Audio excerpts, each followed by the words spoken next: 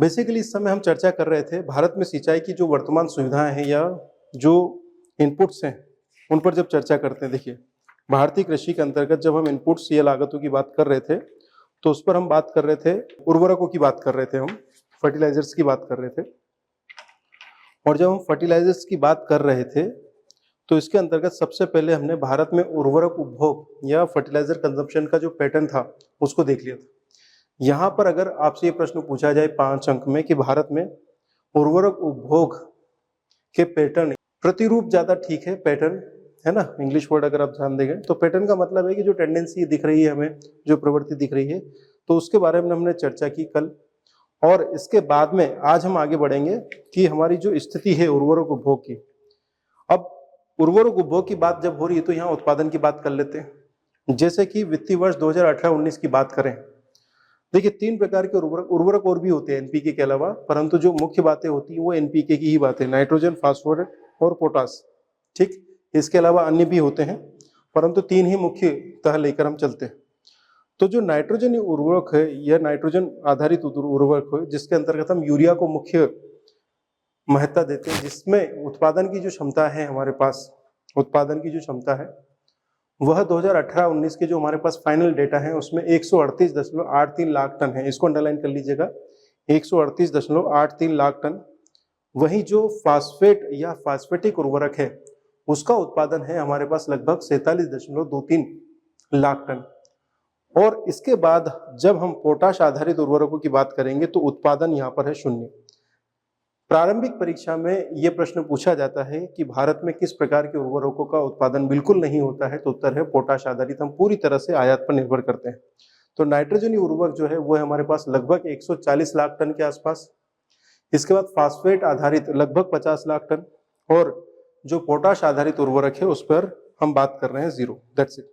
इस प्रकार टोटल अगर बात करें हम तो लगभग 285 लाख टन के आसपास का आंकड़ा आएगा, या फिर अगर 2019-20 या थोड़ा सा आगे बढ़ेंगे तो लगभग ये 300 लाख टन के आसपास पहुंच जाएगा।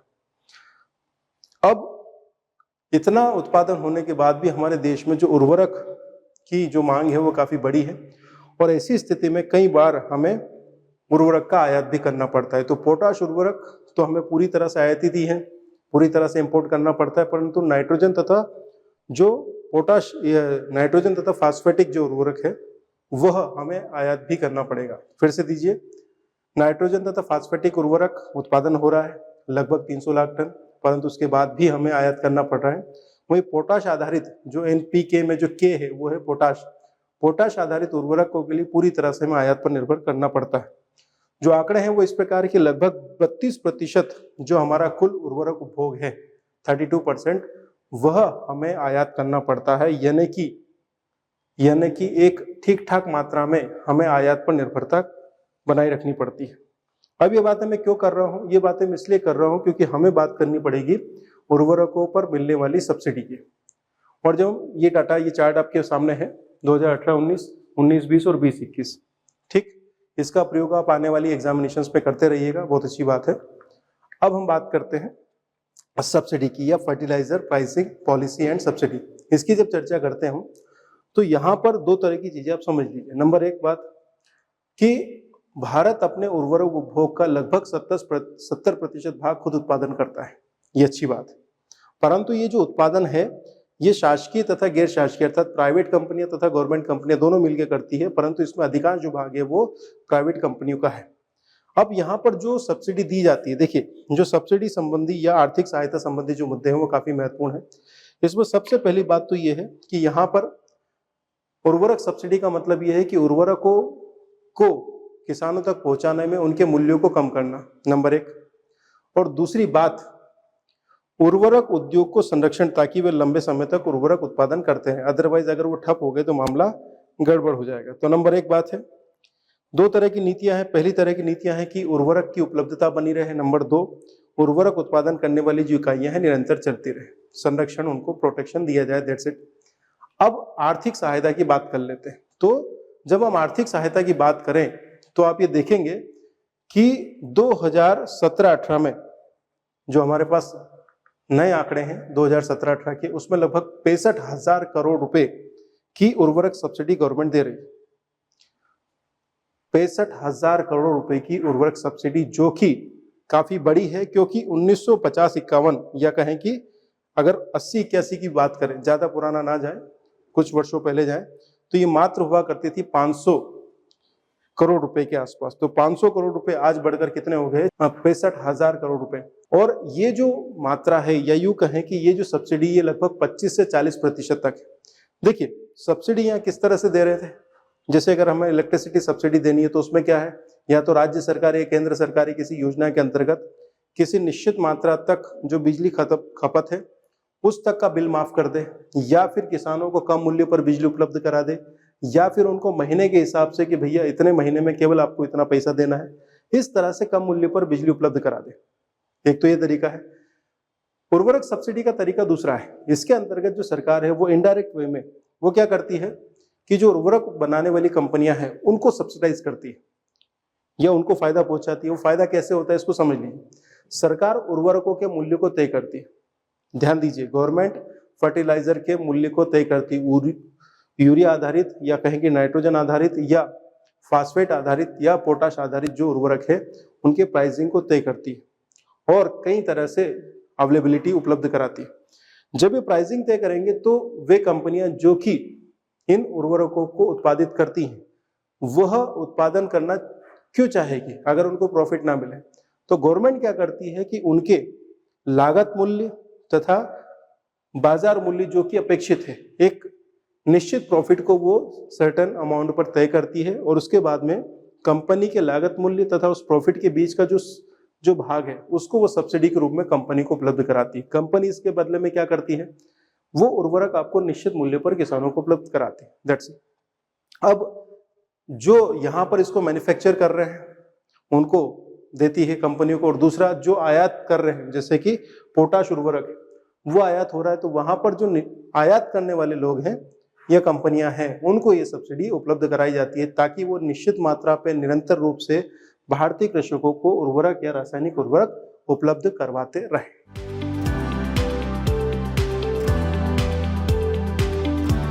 अब कुछ समय बाद ये मुद्दा काफी बड़ा हुआ क्योंकि 65,000 करोड़ रुपए की सब्सिडी काफी बड़ी होती है।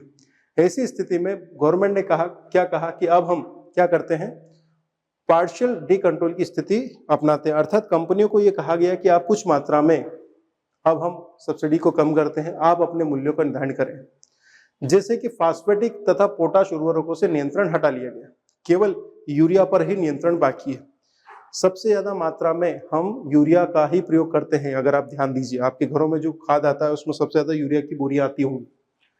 तो फास्फेटिक तथा पोटाश जो उर्वरक है वहां से सब्सिडी से हाथ खींचे और यूरिया को कहा कि भैया हम डी कंट्रोल कर रहे हैं आपको, यूरिया पर नियंत्रण लागू रहेगा, पोटाश तथा फास्फेटिक पर डी कंट्रोलिंग लागू हो गई। ऐसी स्थिति में क्या होगा कि जो कम मूल्य पर, क्योंकि किसान को क्या लगता है कि हम कुछ भी डालें तो उससे बढ़िया मामला हो जाएगा, जो आदर्श अनुपात है एनपीके का, नाइट्रोजन, फास्फेटिक तथा पोटाश जो उर्वरक है उनका उपयोग का जो सही तरीका है वो होना चाहिए 4:2:1। परंतु 2015-16 में ये देखा गया कि ये जो अनुपात है ये है 7.2, दूसरा है 2.9 और 1। यह असंतुलित उत्पाद है। यह असंतुलन क्यों है? यह असंतुलन इसलिए हो रहा है कि जहां पर उर्वरक सब्सिडी दी जा रही है, जहां पर उर्वरकों के मूल्य में, जिस उर्वरक के मूल्य में कमी है वहां पर उस उर्वरक के उपभोग की जो प्रवृत्ति है वो ज्यादा है। इसका मतलब है कि किसान अवैज्ञानिक तरीके से नाइट्रोजन फास्फेट की तुलना में नाइट्रोजन उर्वरक का प्रयोग ज्यादा कर रहा है। जैसे कि अभी मैंने आपसे पूछा, आपने यूरिया की बोरियां देखी होंगी अधिकांश मामलों में, तो हमारे दिमाग में क्या है कि हमें तो केवल खाद डालना है, वो सही अनुपात में है कि नहीं इसकी बात अलग है। तो वो जो अनुपात है वो बड़ा ही असंतुलित है। अब यहाँ पर फर्टिलाइजर पॉलिसीज या ये जो उर्वरक सब्सिडी का जो मुद्दा है उसको फिर से तय करने की बात हो रही है। बात ये हो रही है कि हमारे देश में अलग अलग जगह इसका अनुपात बहुत ही ज्यादा असंतुलित, खासकर जहां पर ज्यादा प्रयोग हो रहा है जैसे हरियाणा, पंजाब, यहाँ पर पोटाश की तुलना में नाइट्रोजन की मात्रा बहुत ज्यादा उपयोग हो रही है, 1300% है, वहीं राजस्थान में 4500%। और ध्यान दीजिएगा इसके जो नुकसान है वो खाद्य पदार्थों पे हो रहे हैं। खाद्यान्नों को कंज्यूम करने के बाद, उनका उपभोग करने के बाद कैंसर जैसी बीमारियां नजर आ रही हैं।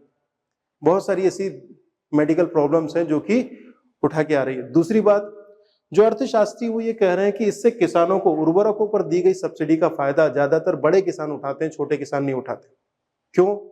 क्योंकि जो किसान बड़ा है उसके पास में एग्रीकल्चर होल्डिंग्स काफी अच्छी है, और होल्डिंग्स अच्छी है, और होल्डिंग्स अच्छी होने के साथ साथ वो बड़ी मात्रा में, या कहेंगे कुछ मात्रा में इनपुट्स डाल सकता है, कैपिटल इन्वेस्ट कर सकता है, तो वो क्या करता है, बड़ी मात्रा में खाद का उपयोग करता है, और इससे असंतुलन और बढ़ जाता है। तो गवर्नमेंट के बारे में, या गवर्नमेंट को यह सुझाव दिया गया, गवर्नमेंट उस दिशा में तरफ जा रही जहां पर वो उर्वरक सब्सिडी को संतुलित करते हुए, एकदम से बंद नहीं कर रही, ये जो कंट्रोलिंग हटाना है कि भैया पोटाश तथा नाइट्रोजन, पोटाश तथा फास्फेटिक उर्वरक को डी कंट्रोल कर दिया गया कि भैया अब इसका रेट वही होगा जो कि वास्तविक मूल्य है, जबकि यूरिया पर सब्सिडी जारी है। फिर यूरिया की सब्सिडी को भी मैनेज करने की बात हो रही है, ताकि इससे जो बचा खर्च है उसको सिंचाई साधनों पर खर्च किया जाए, और खासकर छोटे किसानों तथा सीमांत मार्जिनल एग्रीकल्चर तथा स्मॉल होल्डिंग्स वाले जो एग्रीकल्चर होल्डिंग को रखते हैं फार्मर्स, उनको इसका फायदा पहुंचाया जाए। इसका मतलब है कि कृषकों को दी जाने वाली सब्सिडी के तौर तरीकों में उर्वरकों या उर्वरक सब्सिडी को कम किया जाए, तथा एग्रीकल्चर इनपुट्स के अंतर्गत जो इरिगेशन है उसको बढ़ावा दिया जाए। ये काफी महत्वपूर्ण बात है। तो अब दो तीन चीजें हैं। पहला प्रश्न, भारत में उर्वरक सब्सिडी को संतुलित किए जाने की आवश्यकता है। भारत में उर्वरक सब्सिडी को संतुलित किए जाने की आवश्यकता है। प्रश्न लिखिए, इस कथन पर अपना मत प्रस्तुत कीजिए। भारत में उर्वरक सब्सिडी को संतुलित किए जाने की आवश्यकता है, इस कथन पर अपना मत प्रस्तुत कीजिए। आईएएस मुख्य परीक्षा में इस तरह के प्रश्न पूछे जाते हैं। अभी पिछले 5 से 10 स्लाइड्स में जो मैटर मैंने आपको दिया, जो डिटेल्स मैंने आपको बताई, उसका उपयोग करते आप ये बताइए कि उर्वरक सब्सिडी की स्थिति क्या है, 1980-81 में क्या थी, 2015-16 में क्या है। पैसे 500 करोड़ रुपए से लेकर 65,000 करोड़ रुपए तक की सब्सिडी हम पहुंच गए। दूसरी बात, इससे एनपीके का अनुपात खराब हो रहा है और इसके दुष्परिणाम सामने आ रहे हैं। फिर तथ्यात्मक जानकारी यह है कि उर्वरक सब्सिडी जो है उसका प्रयोग, या कहें कि उर्वरक सब्सिडी कृषकों के लिए ज्यादा फायदेमंद नहीं है, बल्कि इसका प्रयोग अगर हम सिंचाई साधनों में करें, या लघु या मार्जिनल, या कहें कि सीमांत किसानों के लिए जो इरिगेशन सब्सिडी है, अगर उस पर हम लेके जाते हैं तो उसका फायदा ज्यादा है। दूसरी बात, यह स्वास्थ्य के लिए भी आवश्यक है। दूसरा, मृदा संरक्षण के लिए जरूरी है, क्योंकि अवैज्ञानिक तरीके से या फिर उर्वरक सब्सिडी के कारण, चूंकि वो सस्ता हो रहा है तो किसान ज्यादा प्रयोग कर रहे हैं, और उसका नुकसान हमारे एग्रीकल्चर लैंड पर भी हो रहा है, और उसका नकारात्मक प्रभाव स्वास्थ्य पर भी पड़ रहा है। इस तरह के उत्तर आप करें और आप देखेंगे कि आपको एक अच्छी मार्किंग होगी।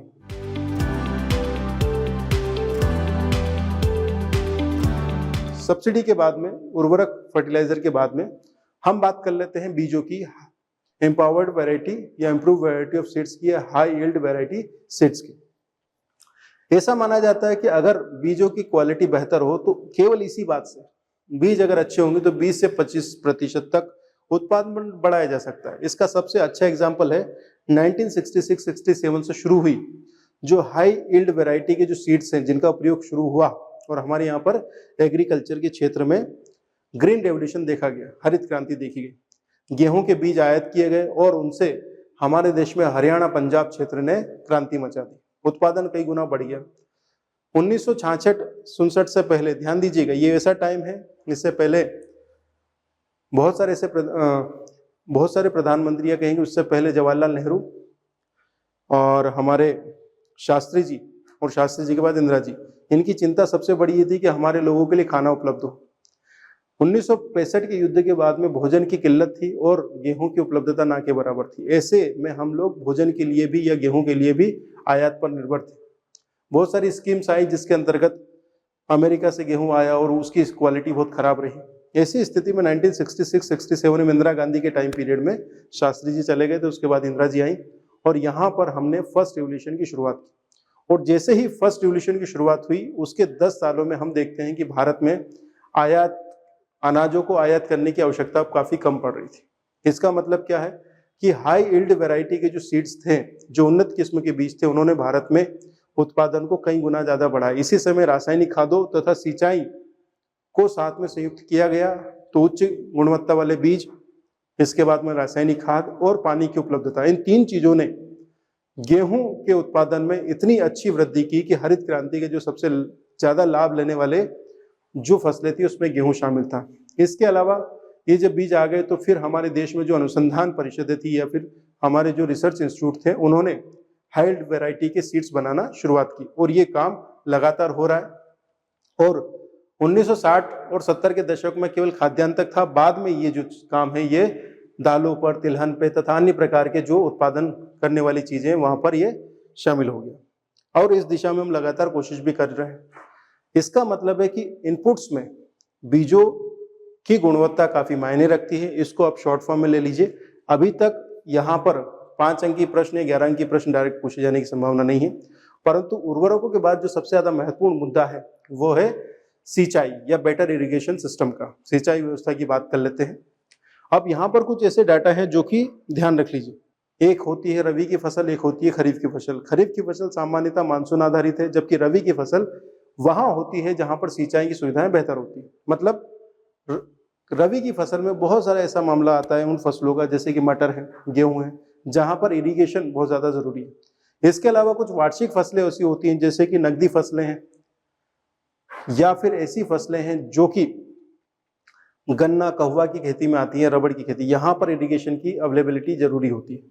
तो मुद्दा ये है कि या तो सिंचाई की सुविधा प्राकृतिक रूप से वर्ष भर उपलब्ध हो या फिर एक समय पीरियड के बाद में उपलब्ध हो, अर्थात मानसून के चले जाने के पश्चात हमारे क्षेत्र में क्या सिंचाई के संसाधन उपलब्ध हैं। अगर वह सिंचाई हो रही है तो वो फुल इरिगेटेड एरिया कहा जाएगा। और आप ये ध्यान रखें कि 100% इरिगेशन संभावना नहीं। दूसरी बात यह है बच्चों की कुल क्षेत्रफल और सिंचाई संभावित क्षेत्रफल में क्या अंतर है। मान लीजिए कि कुल क्षेत्रफल तो एग्रीकल्चर लैंड के अंतर्गत आपको समझ में आ गया कितने लाख हेक्टेयर या इतने करोड़ हेक्टेयर हमारा कुल कृषि भूमि क्षेत्र है, परंतु क्या उसमें सभी दूर सिंचाई सुविधाएं उपलब्ध हो सकती है संभावित या पोटेंशियल? तो उत्तर है नहीं। कुछ तो वास्तविक रूप में हो जाएगी सिंचाई, परंतु कभी भी 100% नहीं हो पाएगी। इन चीजों का ध्यान रखना है। तो ध्यान दीजिए, सबसे पहले सिंचाई का विशेष महत्व है। उर्वरक, अच्छा उर्वरक, उन्नत बीज और सिंचाई होगी तो परिणाम बेहतर होंगे। हमारे देश में 48.6% कृषि क्षेत्र पर ही सिंचाई सुविधा उपलब्ध है, यानी कि टोटल जो हमारा एग्रीकल्चर लैंड है उसमें लगभग 49% जो क्षेत्र है वहां पर कृषि सुविधाएं उपलब्ध हैं। बाकी का 51% पर मानसून या भगवान जी की इच्छा। That's it. इसका मतलब ये है कि खरीफ की फसल के बाद रबी की फसल, इसका मतलब ये, ठीक है, इस बात को समझ लीजिए। अब टोटल कृषि क्षेत्र वो देख लीजिए आप, 19.84 करोड़ हेक्टेयर, ये लगभग 20 करोड़ हेक्टेयर है, जिसमें से सिंचित क्षेत्र है हमारा लगभग 10 करोड़ हेक्टेयर। इसको इस तरह से समझ लीजिए, प्रतिशत में ये आएगा 49%, और अगर वास्तविक क्षेत्रफल देखेंगे तो ये आ जाएगा 20 करोड़ हेक्टेयर क्षेत्र और सिंचित क्षेत्र आ जाएगा 10 करोड़ हेक्टेयर क्षेत्र। 14-15 के आंकड़े हैं। अब वही वर्षा आधारित तो मामला है, तो वर्षा आधारित एक पूरा का पूरा खरीफ की फसल तो है, परंतु रबी की फसल अभी संभावना नहीं है। अब सुविधाओं की बात करते हैं। सिंचाई सुविधाएं 1950-51 में कितनी थी? 2.26 करोड़ हेक्टेयर में, जो कि वर्तमान का मतलब 2011-12 में हो गई 11.32 करोड़ हेक्टेयर। लगभग कितना हो गया? ये 4 गुना, 4 टाइम्स हो गया है। कुल सिंचाई संभावित क्षेत्र 20 करोड़ हेक्टेयर क्षेत्र में केवल 14 करोड़ हेक्टेयर क्षेत्र ऐसा है जहां पर सिंचाई संभावनाएं हैं, और इनमें 9 करोड़ हेक्टेयर पर सिंचाई हो रही है, जो मैंने आपको बताया। एक बार फिर से 20 करोड़ हेक्टेयर क्षेत्र कुल कृषि भूमि क्षेत्र है, जिसमें से लगभग 9 से 10 करोड़ हेक्टेयर क्षेत्र पर सिंचाई हो रही है। 20 करोड़ हेक्टेयर क्षेत्र में 14 करोड़ हेक्टेयर क्षेत्र ऐसा है जहां पर सिंचाई संभावना है, अर्थात 6 करोड़ हेक्टेयर क्षेत्र में आपको सिंचाई आप कितनी भी कोशिश कर ले संभावना नहीं है। तो 14 करोड़ हेक्टेयर क्षेत्र में 9 करोड़ हेक्टेयर क्षेत्र ये समथिंग यहाँ पर सिंचाई सुविधा उपलब्ध है। तो इस तरह से आप ये कह सकते हैं कि कुल सिंचाई संभावित क्षेत्र का लगभग 64% या कुल कृषि भूमि का लगभग 50% हम लोग सिंचित कर रहे हैं। ये डाटा दिमाग में बिठा लीजिए, ये कॉन्सेप्ट क्लियर कर लीजिए सिंचाई संभावित क्षेत्र और कृषि भूमि का कितना प्रतिशत भाग सिंचित हो रहा है। ठीक, अब ये जो सिंचाई हो रही है इसमें भारत सरकार की बड़ी, मध्यम तथा लघु सिंचाई परियोजना मुख्य है। इसके अलावा किसानों द्वारा खुद के जो प्रयास हैं, जैसे कि ट्यूबवेल है, कुएं हैं न, इसके अलावा जो स्टॉप डैम वगैरह बना के काम करते हैं उसमें बात होती है। बड़ी सिंचाई परियोजना का मतलब है 10,000 हेक्टेयर से अधिक कृषि भूमि पर जहां पर सिंचाई सुविधा उपलब्ध हो। मध्यम सिंचाई परियोजना का मतलब है 2,000 हेक्टेयर से लेकर 10,000 हेक्टेयर, और छोटी सिंचाई परियोजना का मतलब है 2,000 हेक्टेयर तक की कृषि भूमि को सिंचित करने वाली परियोजना है। अब इसके बाद में आपसे प्रश्न पूछा जाता है, प्रश्न लिखिए कि भारत में या कहें कि वर्तमान भारत में सिंचाई की स्थिति पर या सिंचित क्षेत्र की स्थिति पर टिप्पणी कीजिए। 5 नंबर प्रश्न है, भारत में वर्तमान सिंचित क्षेत्र या कृषि भूमि के सिंचित क्षेत्र पर टिप्पणी कीजिए। तो आपको क्या करना है, आपको बताना है कुल कृषि भूमि क्षेत्र कितना है, उसमें कितने भाग पर सिंचाई सुविधा उपलब्ध है। फिर आपको ये बताना है कुल सिंचाई संभावित क्षेत्र कितना है, उसका लगभग 64% भाग पर हमारे यहाँ सिंचाई हो रही है। इसके बाद में 3 तरह की बड़ी परियोजनाएं हैं जिनके माध्यम से ये काम हो रहा है। साथ ही साथ जो कृषक हैं वह अपने स्तर पर काम कर रहे हैं, कुआं, ट्यूबवेल आदि के माध्यम से सिंचाई कर रहे हैं। That's it.